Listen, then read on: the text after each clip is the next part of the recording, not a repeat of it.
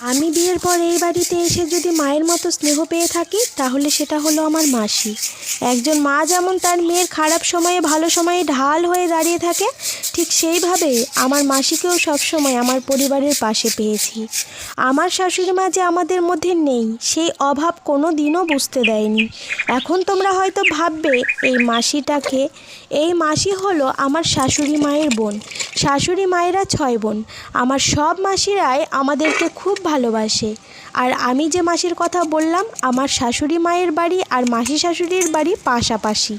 ভালোবাসা কেমন হওয়া উচিত সেটা আমার মাসিকে দেখলেই বোঝা যায়। পরিবারকে কিভাবে নিজের ভালোবাসায় বেঁধে রাখতে হয় সেটা আমার মাসি শিখিয়েছে মায়ের মতো করে।